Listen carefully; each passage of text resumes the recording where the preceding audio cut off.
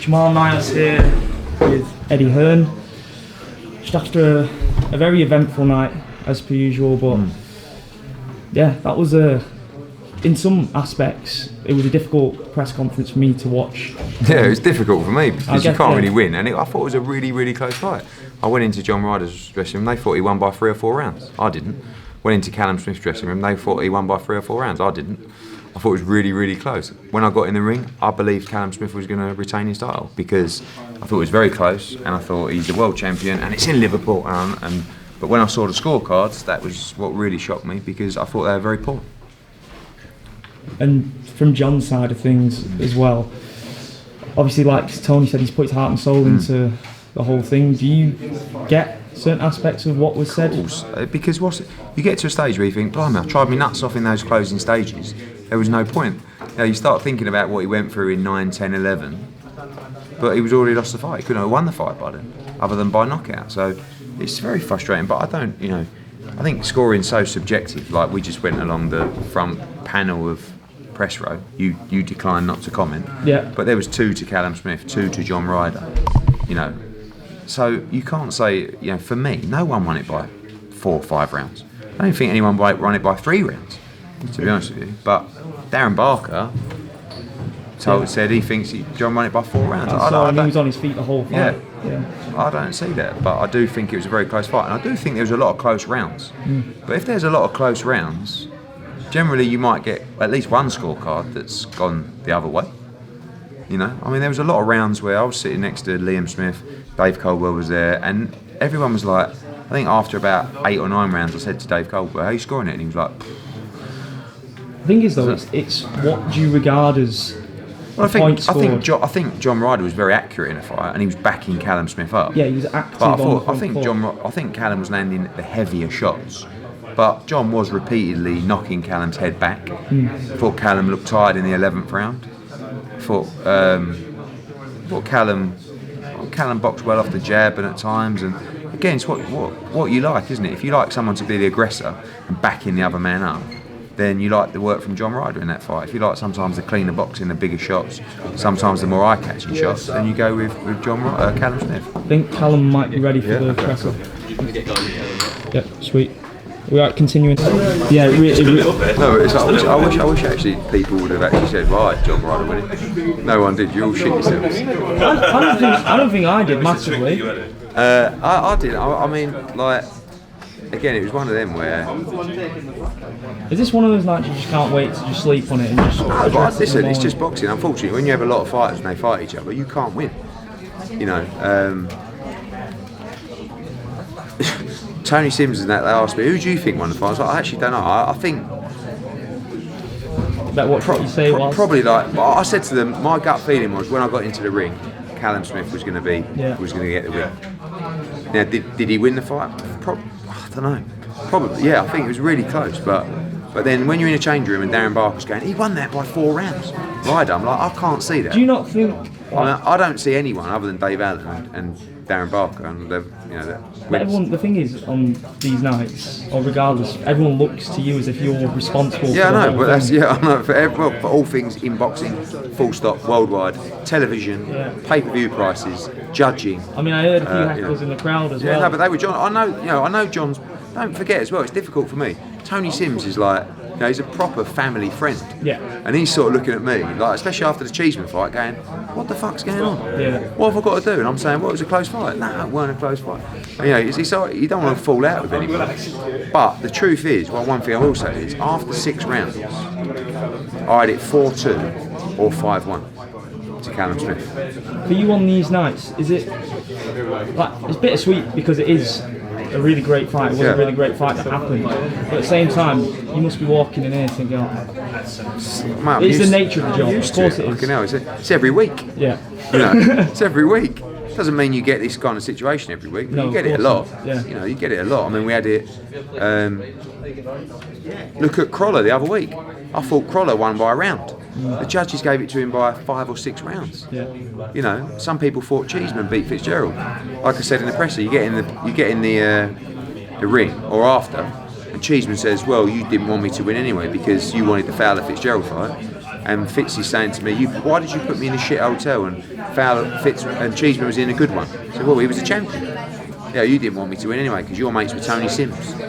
I was speaking to Liam Smith before, right, and I said to him, does the nature of how that fight went, does that kind of put the brakes on the potential Anfield night that they've been craving since after the Groves fight? And he said, absolutely not. I don't think, look, at the end of the day, if he fights Canelo or if he fights Golovkin and it's at Anfield, it sells out in 10 seconds. How easy No, but it's difficult. It's difficult, but it's more likely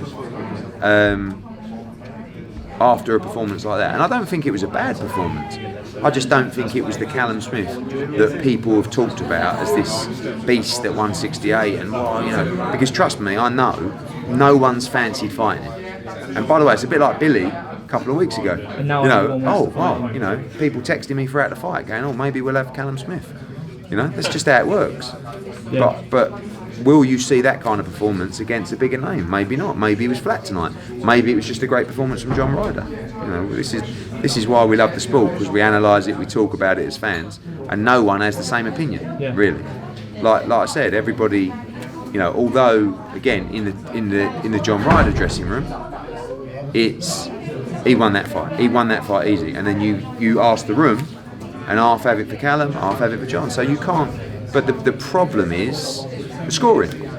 That's what causes a problem. If it was 115, 113, 114, 114, 115, 114, no one really would say anything. You might say, I thought Ryder nicked it, or I thought Callum. But when it's like that, it's almost like, why are you bothering? I think as a fighter, you must think. And actually, Tony Sims made a good point.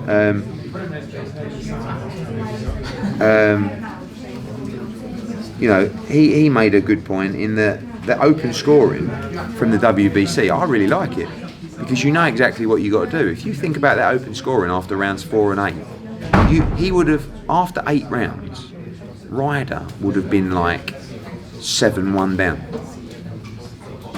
on one of the cards, the 117 one, because you had to give him 11 and 10 maybe or something like that.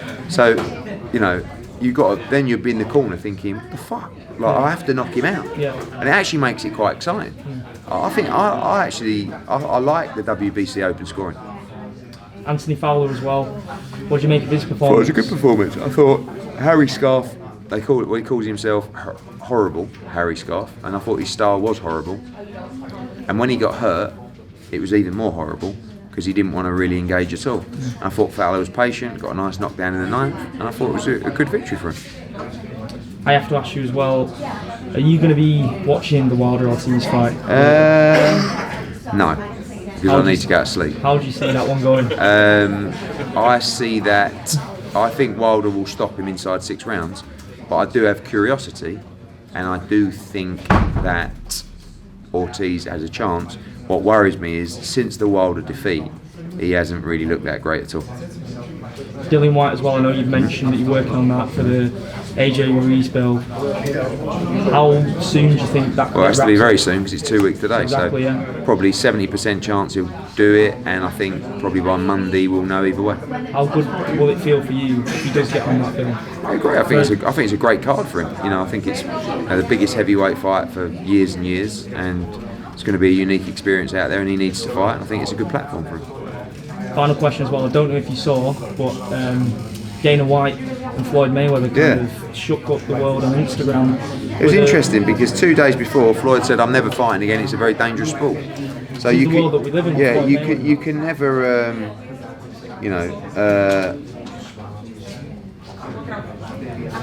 you can never take what Floyd says seriously. But I would not be surprised at all if he boxed again. Because Dana said that he wants to get into the boxing room. You two had a meeting a few. Or maybe it's an MMA fight. Maybe. I think you'll see some exhibition stuff from Floyd. I mean, to be fair, he did one early in the year, didn't he? Right. I think you'll see some more of that. I mean, look, he's coming to Brentwood next week for a talk. He's doing a tour. He's going to Brentwood, Basildon, I think Blackpool, Dover, as well. Blackpool. Yeah. So things can't be that great.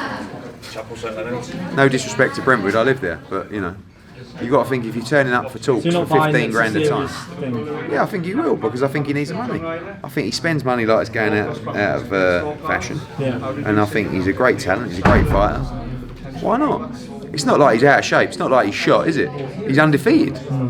So he's got the right to do whatever he wants. And he could probably still beat 98% of welterweights out there. Maybe 100. Dana getting into boxing as well, what are your thoughts on that? Brilliant. He's been saying it for about 10 years. Yeah. So hopefully he does it. He does have a background in boxing though. He used to be involved with Floyd Mayweather coming up. Oh, did he? I didn't know that. So, yeah, long history. I met him, he's a very nice man, he was very hospitable to me. I think if he gets involved in boxing, it'll be great for the profile of boxing, and I think it'll be great all right. He did try and, so there were rumours, I don't know whether this was true at all, but I think it was around the Josie Parker fight last year that he did express his interest in signing AJ. No, he phoned AJ. Yeah. He phoned AJ. And what was your reaction to that whole thing? AJ just said, I'm very happy with Eddie Hearn, thank you very much. And that was it. You think and actually Dana said to me that he should have, Dana said to me, I should have called you, really. I said, yeah, you should have. Yeah. Do you think you'll encounter any more of those scenarios? Yeah, I'd love to work with him. He's an excellent promoter. I copy a lot of what they do at the UFC. I won't lie. You know, they've built an incredible brand. Dana's a big personality. He's a very good promoter. And he's a very smart guy. Right, I'll let you enjoy the rest of your night. Cheers, mate. Thank you so much. Thank you.